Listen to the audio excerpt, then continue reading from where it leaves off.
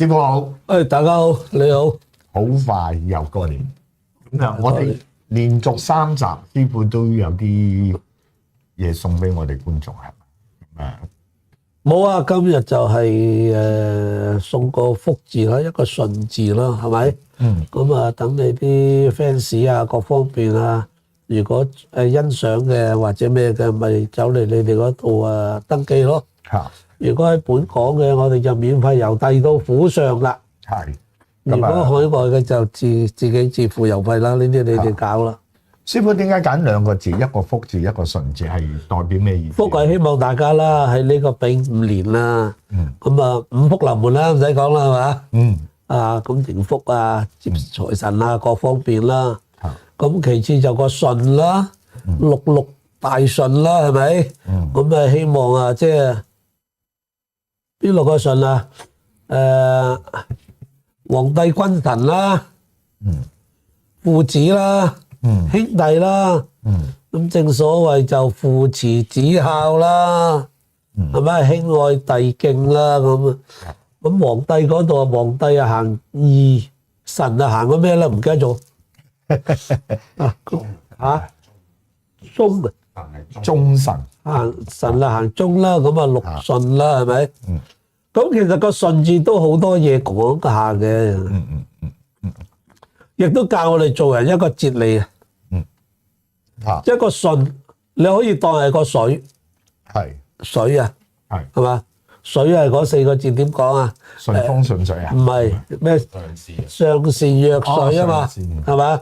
水咧佢係最好嘅，點樣佢都可以生存喺嗰度。有啲乜嘢嘅，佢都會自己好艱辛，佢都會經過。佢都係希望佢去到去個水嘅目標。因為我個人嘅睇法啦嚇，水同人都係有一個目標嘅啫。咁個水喺呢個世上現咗出嚟，即係點樣嚟？真係唔知係水，大多數都我哋知係雨啦，或者落雪落雨咁啊，滴一聲咁有點水落咗嚟啦。佢最終嘅目的去邊度咧？同我哋人一樣，我哋人一嚟咗呢個世界，我哋都係大家共同一個目的嘅啫。水應該就係去咗個大海嗰度啦。佢最終嘅目的，佢就係點樣都好，佢都係歸翻大海嘅。即係我哋人啦，你點叻點諗，做乜嘢都好，都係歸黃土嘅。大家共同一個目的嘅。水佢見到山，佢可以攀山越嶺去，係咪？係。見到有嘢阻佢嘅，佢可以兜彎啊，或者點樣過。係。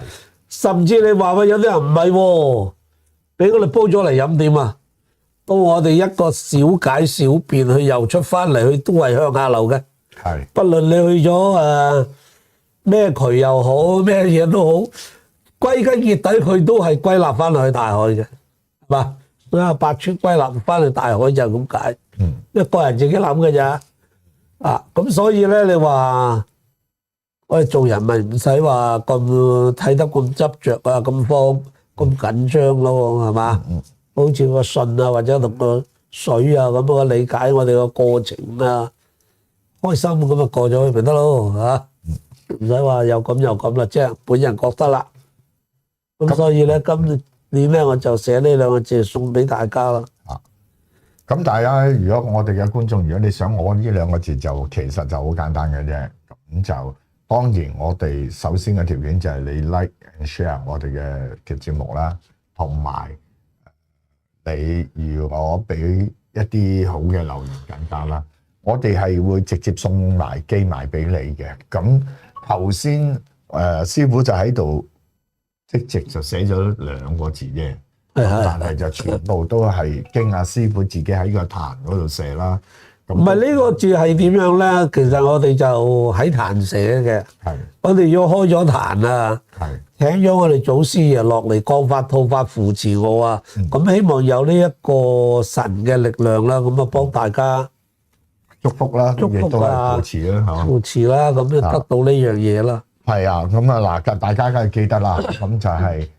當然你哋可以聯絡我哋道凡仙觀啊，或者喺呢度留言，你有需要嘅時候，我哋同事就會聯絡你。咁一定你要留翻個電話同埋個地址嘅。咁我哋先可以去郵寄俾你。本港我哋係直頭係幫你安排寄，直接寄到你屋企啦。係咯。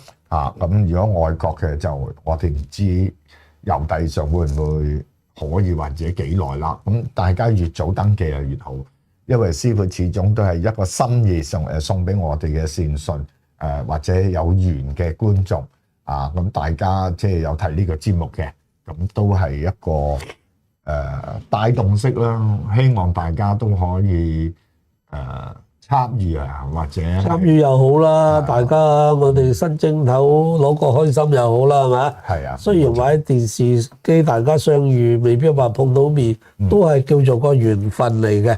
我同意，係嘛？咁我哋大家種到個外緣啦，咁或者領收下啲嘢啊，咁啊種埋個內緣，我哋咪好有緣咯。係啊，就係咁啊。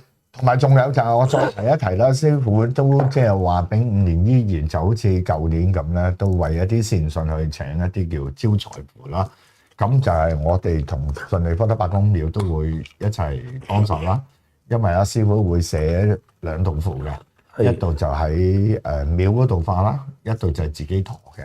咁你又係登記咗就可以噶啦。咁我哋2月我哋要跌噶啦，2月。2月啊，係咪啊？差唔多啊嘛，2月幾多號啊？6歷年前咯，即係1月尾前咯。1月尾前嚇。OK，咁我重新調節啦。我哋咁咧，1月27、28就好似咧，因為師傅真係好辛苦，每寫一道符都係要用神啊，又要開壇啊，又要注一啲氣力落去啊咁。我希望我哋嘅觀眾都對我師傅好啲啊，唔好咁問水。都做唔到啊！如果問都做唔到啊。係啊，咁即係我希望大家都即係自己留意啦。咁呢個就係去登記咗咁就亦當然啦。其實你哋亦都可以聯絡我師傅又得嘅。咁但係呢度嘅話，你需要我哋去聯絡師傅，我哋好樂意嘅。咁都係一個心意，因為其實新正頭咯。咁同埋尤其是咁樣講啊，真係生意係好難做。香港嘅經濟真係好差。而家經濟大環境係咁啊，不過逐漸，而家見有多少生氣走翻轉頭啦。係啦，我都希望丙午年啦，嗬，即係向翻上先啦。咁希望隻赤馬同你跑翻出嚟啦。係啦，咁再有馬呢隻衝得下噶嘛，係嘛？係啊，咁都趁個勢開始有機會轉向好嘅時候。我都鼓勵嘅，大家請翻個招財符翻去咧，係會更理想咯。即係如果喺我哋嚟講，尤其是法科唔係真係淨係驅邪驅鬼嘅，咁佢哋好多嘢都有一定嗰個力氣去幫到大家。有嘅。咁呢個亦都我鼓勵我嘅善信，尤其是你哋做生意啦，咁我覺得即係打個底點都有着數嘅，冇蝕底嘅呢啲。早啲請啊，因為師傅都係因為嗰個時間啦，同埋佢自己壇嘅業務都好多嘢做啦，咁所以我鼓勵我哋嘅觀眾都係早啲去登記咁同埋因嗰個數量咁即係我哋又唔敢講話幾多個啦，咁但係太多嘅時間上我唔知師傅夠唔夠時間做咁希望大家就早啲去處理呢個問題啦。咁記住咁一個福字一個順字，師傅咁呢啲我哋當揮春咁形式貼嘅咯喎。係啊，有冇啲咩方向有位記啊？成日其實冇位記嘅，自己喺屋企喺邊度中意貼喺邊度咯。不過就最好唔好有好多人咧就中意將個福字調轉，就最唔好啊。我都同意啊。因為好多時啲人有個講嘢就道福啊嘛，其實我覺得係冇可能嘅，因為我哋嘅漢字係要正正齊齊、清清楚楚嘅。咁其實呢啲就係又係民間啦。因為我成日做節目，有時候我都講，即係我哋嘅經驗最怕就係遇嗰啲民間一般嘅理解，然後衍生習慣咗之後咧。即係要好費好多唇舌去同大家解釋，因為你睇佢正正式式寫個福字一畫一個口一個田啊嘛，係咪？上面係方嘅，底下圓嘅，天圓地方嘛，我哋人口在中間嘛，我哋將個天地都反轉佢，一搞唔掂啊，大佬！同埋所謂福道係口語啫，係嘛？咁其實你冇理由將個字掉。同埋呢個係咪禮字邊咯？你睇佢笨個山，個山都變咗神仙啦，係咪？係笨一個新字就變咗神啦。你話佢，你又將佢調轉去喎，我冇搞佢，出事啊！唔知出唔出事啊？有機會出事，我搞唔過，有機會出事啊！大家記住啊，真係其實係㗎。我都見過有時有啲人喺屋企門口咁樣倒轉，其實真係好，我認為好唔合理。正經拍好啲個字，即係一定要垂直啲，咁先係立福㗎嘛，係嘛？咁冇理由將個福係倒轉嘅。咁順就係師傅都解釋咗啦。咁同埋點解都係要呢兩個好似好簡單嘅嘢？其實就係一個最基本㗎啦，我都覺得，即係新正頭嘅時候，咁所以師傅就即係用佢嘅心機，咁啊建議我哋咁樣做啦，咁都會希望令我哋嘅觀眾緣啦，或者對神功都有一定嘅認識又好啊，或者對神功都想去協助下，咁用一個好簡單嘅緣分去結咗先啦。咁啊係，我哋上嚟呢度咧，有時我本人咧，我就覺得你個台咧就冇咁多呢啲叫做吹大各方面嘅嘢。大家實在想講乜咁咪傾咁耐啫嘛。係啊，係嘛？多謝師傅。所以我哋亦都唔係話推廣我哋神功各方面嘅嘢，咁亦都好真心咁，亦都係真係好希望好多人認識我哋內門先師嘅神功。係咁啊，有嘅。咁只不過咧就唔係話喺呢度要同你結緣，你同我做啲咩唔使㗎。總言之，財富又好，呢兩個大字又好，你哋想攞嘅、想領取同佢結緣嘅，咁你揾阿金姐師傅就得㗎啦，揾你呢邊就得㗎啦。你哋接咗翻嚟俾我哋幾辛苦都做得到俾你哋嘅。只不過當然你又要俾翻少少時間我啦，因為我成日開台為你，唔係開壇寫你呢兩個字我又唔掂，係嘛？我哋真係又要仲有個上品師公各方面嗰度又有一段時間嘅，開個壇都係。咁如果你一俾齊我嘅，頭先你都見啦，寫兩個字其實好快，係請咗神落嚟仲快，係啊。咁有神扶持寫嗰時嗰個字又唔同我寫啊，我人寫嗰度希望祖師爺扶持由個人寫，唔係由個神落，咁佢有佢個法則。咁如果你哋冇乜嘢嘅，佢俾到你嘅，咁啊希望你哋過一個係開開心心嘅丙午年啦，係咪？冇錯啊！咁啱啊添，咁佢又好快啊！呢個我哋嘅觀眾好快又講，即係同意阿師傅講咧，個字係個福字係右邊係一口一田啊嘛，有天地人啊，口天地係倒轉就真係唔合邏輯，係啊，所以有時即係民間一個習慣啊，或者成咧，我哋都需要思考下啦。咁當然你接受嘅，咁呢個我一個人個人中意啦，個人中意啦。只不過我哋認識嘅就講下啦。係啦，即係我哋唔認同嘅，唔代表大家唔可以做嘅。咁因為真係每一個人嗰個心境或者佢接受與否都有唔同嘅程度啦，或者甚至乎佢嘅意義，佢認為咁樣係好啲嘅，咁唔緊要嘅，起碼師傅都開晒壇，好認真去請師公扶持去寫兩個字，咁我相信除咗簡單一個字嘅，但係裏頭都有一個祝福嘅成分啦。有祝福又有啦，提點我哋做人亦都有啦，係咪啊？有時見我哋做人啊啲凡人咁執着，咁佢又整翻啲引導下我哋，咪唔使咁執着。係啊，咁唔使咁執着，放得下嘅，我哋做人又開心好多咯。係，咁同埋師公都係一向嗰個心境就係有緣就結，然後能力做到都盡量去做噶嘛。咁呢個都係施工個大原則啦。係咯咁我哋作為後人，咁我又係師傅嘅徒弟仔啫，咁我更加欣賞師傅就係話，正如師傅講，我唔係我哋個台浮唔浮誇講嘢，師傅都係一個實在嘅，又唔會好誇張去講點，係有能力有軟結識而可以做到嘅，亦都用心用力去做。咁其實以今年嚟講，我哋當然希望香港個環境好少少啦，大家唞下氣都好啊。要啦，要開始反彈啦，大佬，因為都跌到落個底啦，都冇得跌噶啦，我諗香港冇得跌啦，係嘛？點跌咧？跌到而家咁，仲有一跌。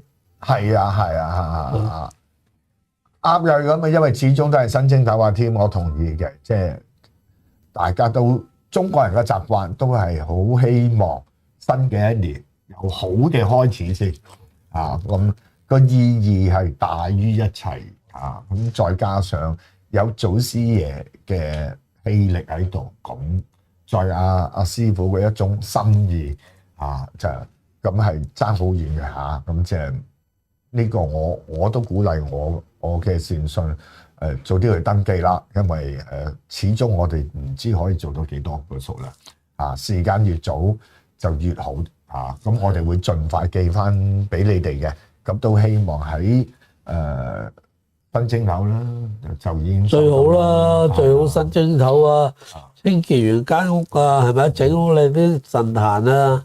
咁覺得我哋呢兩個字就我而家個人寫啦。再嚟嗰啲有師傅份嘅咁認為，覺得佢好啊，各方面咪喺邊啲位置認為舒服嘅，咁啊連佢上去咯。師傅，如果我揀我間屋嘅大門口咁講咧，都冇問題㗎。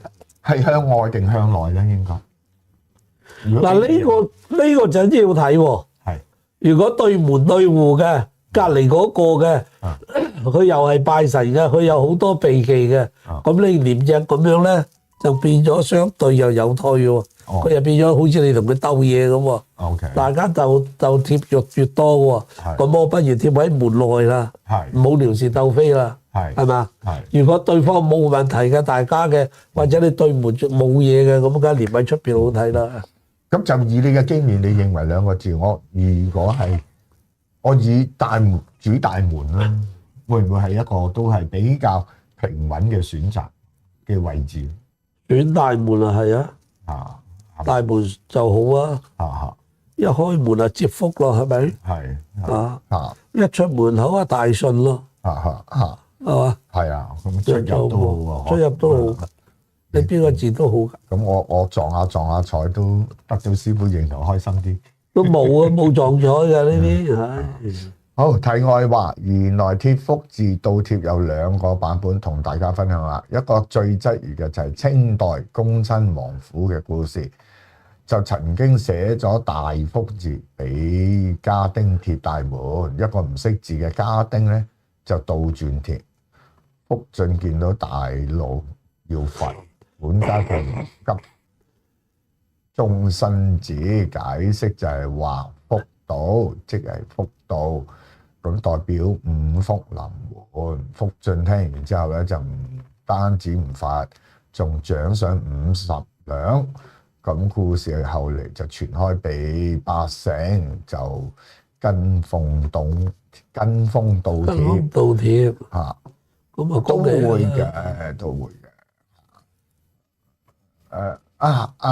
師傅有個善信想問你啦，就話如果今年買咗一啲鎮宅符，係應該要點處理咧？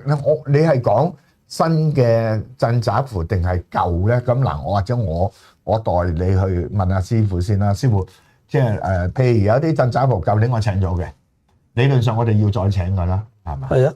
咁舊嘅我哋應該點樣去處理好啲？咪請翻落嚟化咗佢咯。當天化定係？當天化咗佢咯。最好係朝頭早啲，有冇分朝頭早夜？冇。你呢頭落嗰頭上翻嗰條啦嘛。係啊。咁尤其是即係化咧，就喺個符底下化上去。咁你落符咧，最緊要將我哋所謂個符膽，嗰度甩到出嚟。嗰啲搣唔甩都唔緊要，最緊要嗰度搣到佢出嚟。大家留意下，搣到咧，我哋嘅習慣咧，我哋譬如條符黐喺呢個位置，我哋落咗嚟，我哋會揾毛巾啊，乾淨嘅毛巾抹乾淨嗰度嘅，將你上手嗰啲星君坐喺度嗰陣氣味清咗佢，然後上翻今年條符落去咯，就咁做咯。咁師傅提咗有2個步驟，大家要留意。甩嗰道符嘅時候，最好就小心啲個符膽位置，一定要甩到落嚟，唔好留喺度。黐咗喺個牆身，牆喺邊度都好啦。甩嘅時候你要盡心啦，小心啲啦。甩咗出嚟，好啦，甩咗出嚟咧，燒符化翻個符，我哋係由底燒翻上去嘅，啱唔啱啊，師傅？係。咁就係㗎，因為有啲唔識嘅就搣咗落嚟燒咗佢。係啦，有啲辣氣就炒埋就抌咗佢，嗰啲就唔好咯。係啊，我哋如果俾我哋會攞份簿㗎，放條符喺度，我送佢歸天去嘅。即係交翻俾上面咧。係咯。咁都係一種尊敬啦。好似嗰個話過咗膠喎，咁我哋都係咁樣去做㗎。揾份簿放喺度，咁我哋化翻去。唔係燒噶啦，嗰度我哋送佢翻去啦，我哋又話送翻俾師公啦，即係咁樣。係咁啊，大家留意下，咁即係始終呢啲係比較正統嘅方法。係咁如果揮春咧，師傅一般嘅揮春又有冇特別嘢我哋要留心或者為敬？揮春其實都唔好抌落垃圾桶咯，最好都係化咗佢噶啦。如果呢啲就算揮春佢都有多多少少呢啲神明嘅嘢撚喺度㗎，係嘛？咁有時我哋又唔好話立亂去糟質佢咯。化咗佢係最好㗎啦。咁當然啦，呢度我又撚少少啦。揮春好多時我哋過年都係念揮春，譬如龍馬精神啊嗰啲等等。咁大家就要留意啦，睇翻2026年嗰個九宮飛星位，你冇人喺個病符位嗰度咧就一帆風順啊！龍馬精神啊，咁大家最好就配合下。唔係咁呢啲咧就要分開嚟講。如果你每年都有揾師傅嚟同你睇嗰個飛星位邊度到邊度咧，你梗係識啦。如果有啲冇嘅唔知㗎嘛，硬係我每年念嗰度念得順頭順路，我就念嗰度。唔好轉。包你冇話嘅，唔好話哎呀你往年你念呢度好順。今年二仔星到啊，三仔星搞到啊，病都有排拗頸啊，係咪？是非星啊，又犯官非，唔係咁啊。因為佢成日會轉動會走啊，你坐得好地地，你做乜又走去轉嗰個位置啫？嗰度唔係轉嗰條符啊，你變咗你瞓嘅床啊、食飯台啊，乜嘢你都要搬過晒㗎，係嘛？咁你整得咁靚咯，你仲整佢嚟做乜嘢啫？除咗你話你每年有呢套嘢睇啦嚇，喺邊度啊？呢邊啲係代表乜嘢啊？咁你都要識佢喎。係有幾多粒係空星，有幾多粒係惡星？係邊粒係病星？係咪？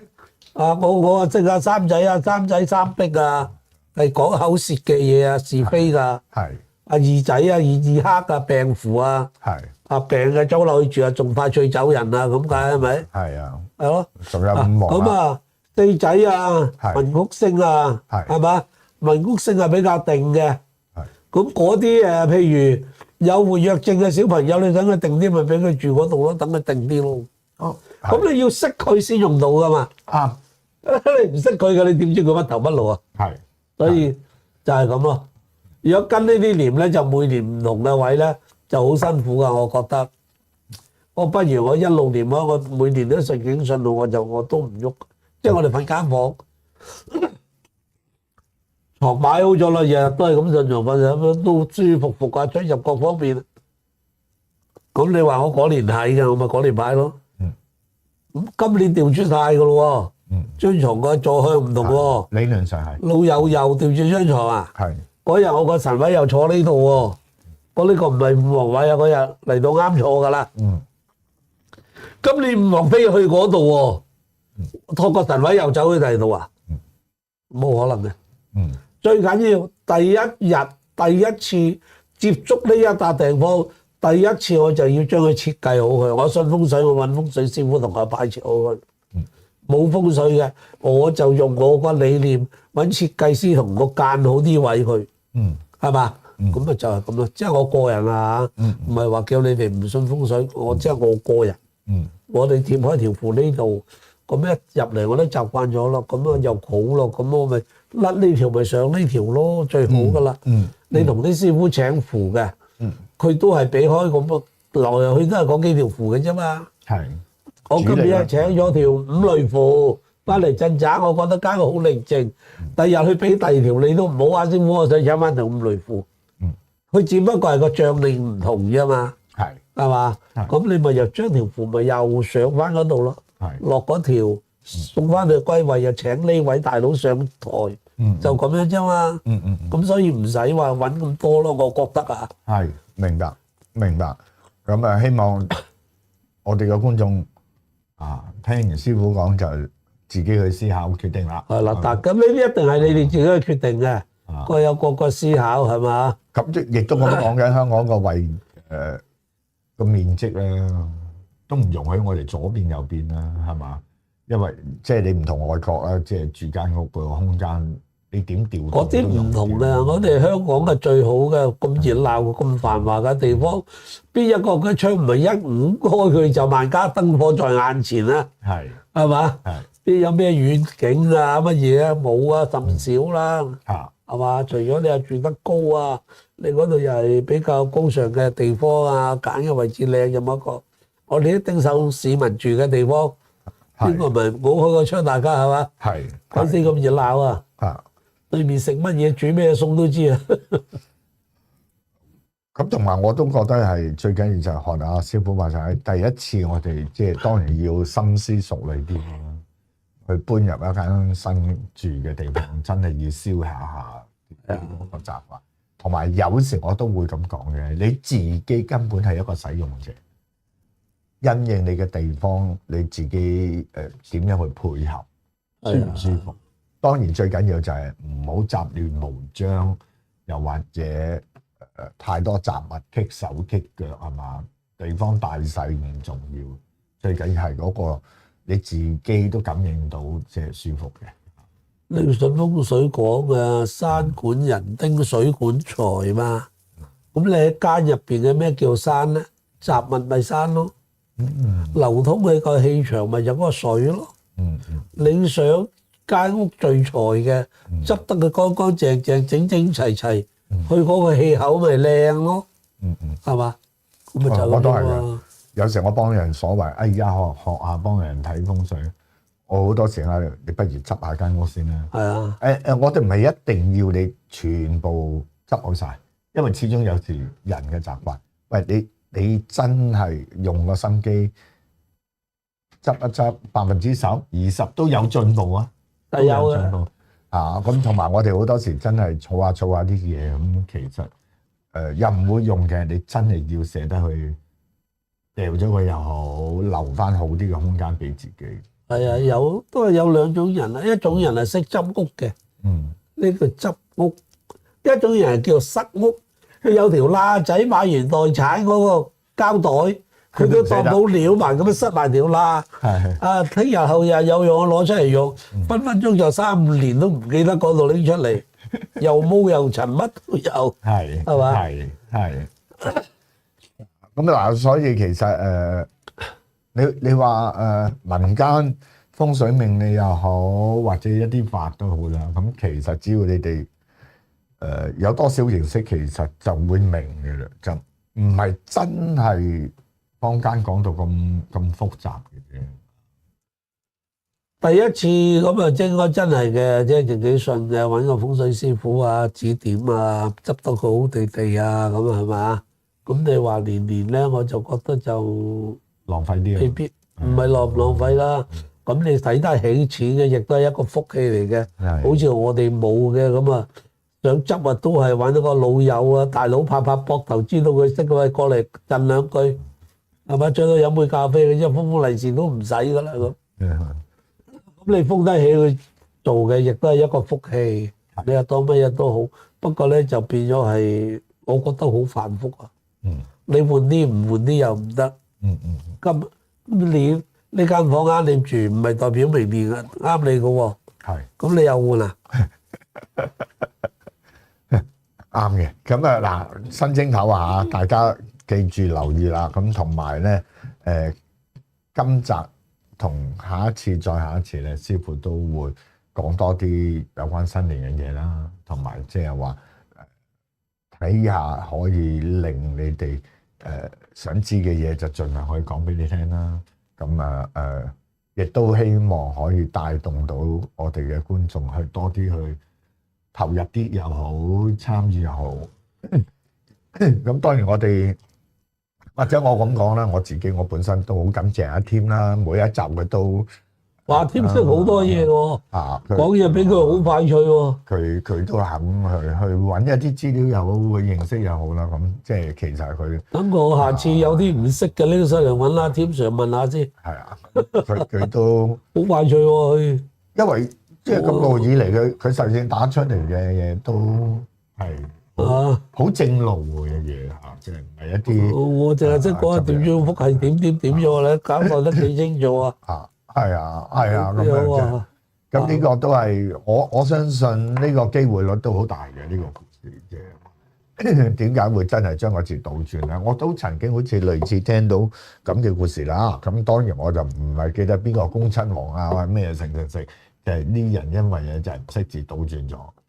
即係講翻呢個半島酒店嗰兩個守護員啦，咪調轉咗牌啊？係啊，咗叫貼錯門神啦。係啊，咁啊都唔知幾興旺啊！即係喎，嗰個好耐㗎喎，好耐啦。貼錯門神啊嘛，就講佢嗰道門啫嘛。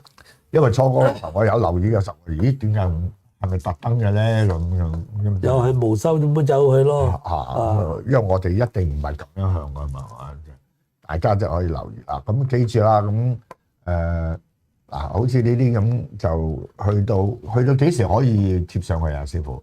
其實而家如果譬如我當下個禮拜收到啦，你自己清屋嘅將舊嘢唔要啊，洗乾淨晒，執好屋，你咪黏佢上去咯。不過爭在係我哋遞到你手尾啊嘛。係嘛？而家都未寫嘅。咁要知你哋嚟到點樣攞到啊？留到地址嗰陣先寄出啊嘛，都有一兩日時間啦。係咁啊，記住啦，大家盡快去聯絡我哋登記翻，咁我就馬上盡快通知師傅，然後寫好咗，我哋就去即刻去寄出嚟俾你。咁呢個都真係唔好講個氣力法啊，或者成日字體得唔得？得啊，師傅。呢個字都可以嘛？得啊，我哋師傅如果有時。以前寫信佬啊，係嘛？以前咪有興嗰啲幫人寫信啊、寫揮春㗎嘛。嗰啲我唔得，因為我哋啲小學二年班嚟嘅啫，大佬。搬字過紙就可以，你叫我自己寫個字出嚟，好困難㗎。大家睇下個字，除咗功力咧，即係個力氣啊。即係我哋通常睇書法咧，漂得個字整唔整一齊啦，筆畫有冇氣力啦，咁呢個就都係第一步好緊要。你頭先有少少短片，即係我哋都拍咗嘅，咁你會睇到師傅寫每一筆有畫嘅時候嗰種聚精會神啊、氣力啊，呢啲先至係最值錢嘅地方啊！咁即係我哋練書法練成咧，即係尤其是好多時寫符都要用到毛筆字。呢條咪我哋寫符寫得多，拉嗰條符大咯，你又拉得幾直？呢個就係寫符出嚟嘅功力啊！老實講，係咪？因為寫符其實係真係好多嘢要思考。係啊，同埋點樣裝晒落去嗰張符紙嗰度啊？同埋我哋唔可以歪歪斜斜噶嘛，真係。唔係唔可以，即係你最低限度你要交到俾人睇到咯。我哋講，你唔好又自己仲自認話係個師傅寫出嚟，好似小朋友寫條符飄下咁啊，大鑊啦！係嘛？喺度寫嗰條符帶震下落嘅，咁唔得噶嘛。係啊，係嘛？一攞啖氣鎖住佢，咁就攞咗落嚟，咁啊又可以叫做引帶，叫一氣呵成啦。唔係成條褲，係呢條褲帶嘅係嘛？一圈我哋一理我定咁落咗嚟。啊，咁即係每一筆一畫，我哋都係好着重。我哋研究咗好耐㗎啦，嗰陣時成日話一氣呵成，一口氣寫條褲，又閉氣又引氣咁啊，走去寫邊寫到嘅。翻轉筆又整花咗係嘛？嗱，即係呢啲咁樣啊。大家見到啦啊！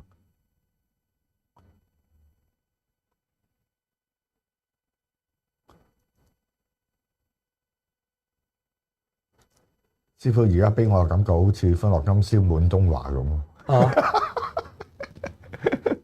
咁啊都好啊，去到睇下有邊個善長出幾千寫個字，寫幾多個都肯寫啊！同埋阿師傅今日都好強壯，短袖衫啊！好啊，大家睇埋嗰順字啊，即係每一筆人每一畫啊，真係用有氣力嘅，大家去留心下啊！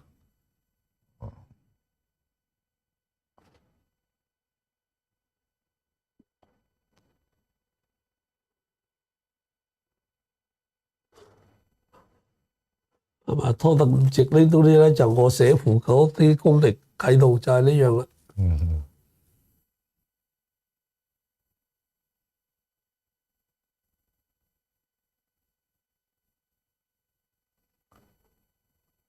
點啊？係嘛？有呢兩個字新青頭，第一步好嘅。咁咧呢個咧，呢個福字咧，人哋寫呢個福字啊，叫做多福，佢用個多字做上面嘅，就叫做多福。咁啊，希望大家接多啲福啦。咁啊，亦都即係感謝師傅嗰個心意嘅。咁啊，師傅就誠意拳拳之下，咁更加你哋真係早啲登記啊！等我哋可以開開心心咁為你哋準備啊！咁新嘅一年就好快，真係好快就到啦！咁誒當然啦，如果大家都仲有啲咩問題啊，咁可以問我嘅師傅啦。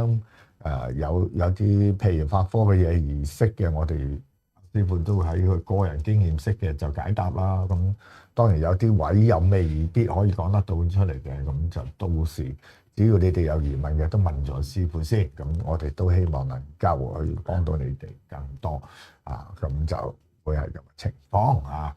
咁好快嘅咋，咁今日都已經11月10幾啦，已經咁，其實咧仲有少少時間咁又叫做步入丙午年。師傅有冇嘢特別嘢提下我哋觀眾啊？新嘅一年，新嘅一年都未有，咁如果即係大家都係講翻我哋自己用嘅嘢啦，我哋都係行符法多。咁你哋話頭先咧都有位你哋啲 fans 啦。話去買啲啲鎮宅符啦，咁其實咧我哋唔使賣嘅，嚟呢度請條咪得咯，我哋冇話賣，符法不能賣嘅，係咪？咁你嚟金晶師傅呢度啊，登記咗係點嘅手質啊，想請條鎮宅符啊，咁喺呢個年尾前啦，咁啊上嚟啦，咁我哋會幫你出咯，出咗嘅。郵遞又好點樣啦？咁呢啲你同阿金姐去點樣去攞啦？當然啦，即係如果我感謝我師傅嚇，咁我覺得即係啱買符係唔應該嘅。咁但係如果大家即係有個心意嘅時候，都可以去請個符啦，或者係話俾我聽，我轉達俾我師傅聽啦。咁係多少香油又好，乜都好啦，咁隨心啦。因為呢個都係對一啲神明嘅尊重啊。咁我覺得就我哋係其實真係抱住一個結緣，亦都可以希望真係幫到我哋嘅善信。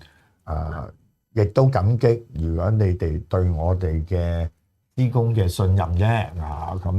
咁呢個我覺得我都曾經承諾過我師傅。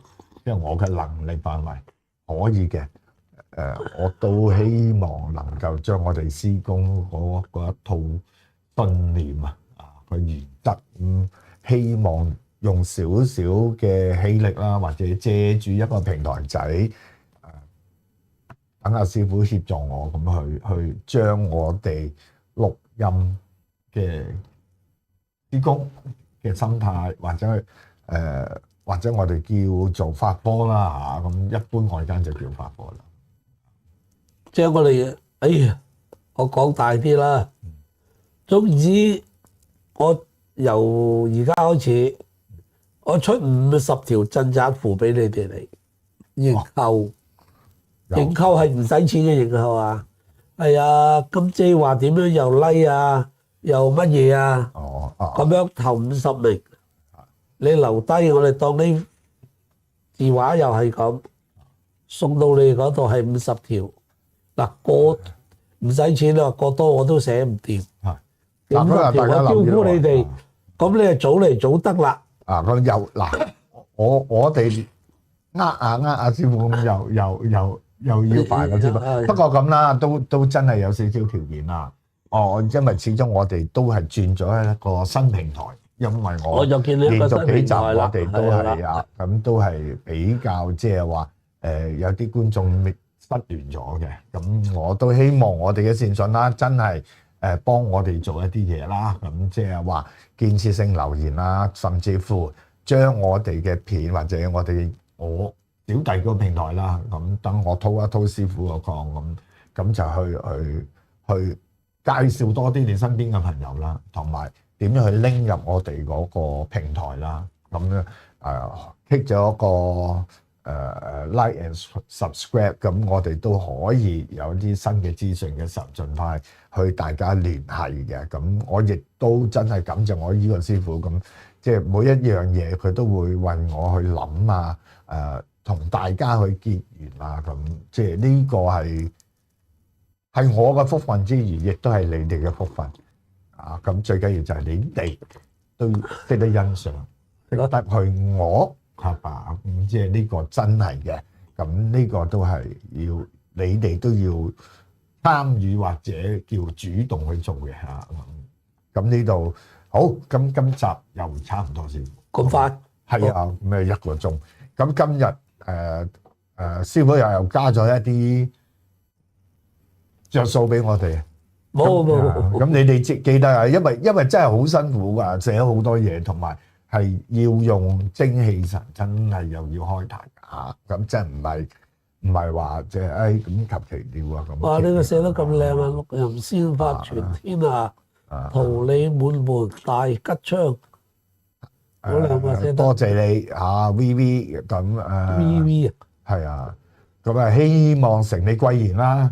因為我哋今個節目純粹都係好希望將施工嗰個嘅意念啊，同埋師傅嗰個原則咁，我都希望真係師傅桃李滿門啊，大家大暢，身體健康啊，咁即係最要大家身體健康啦，係啦，同埋即係唔好咁多仆街嘢騷擾啦，係大家個個開開心心嘅年啦，係嘛？冇錯，咁開心噶啦，係啊，功德無量啊！咁亦都希望我哋嘅觀眾記得啊，爭取啦，因為真係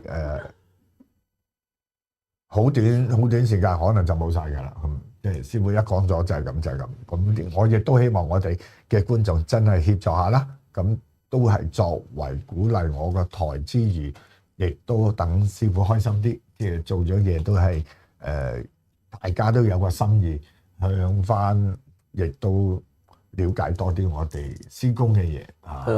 今集真係差唔多啦，感謝咁多位。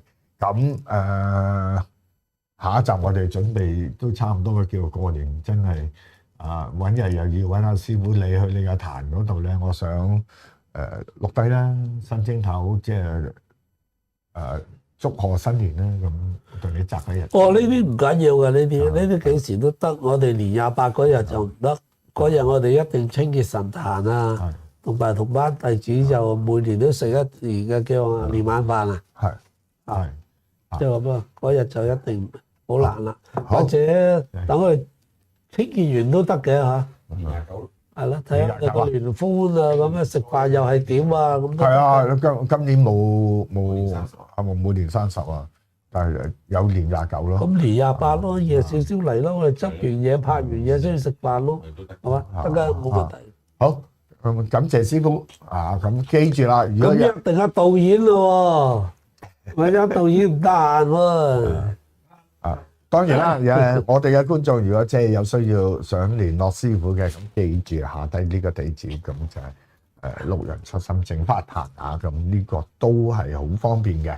咁有需要嘅時候都可以聯繫師傅。咁呢度我感謝，OK，好，大家身體健康。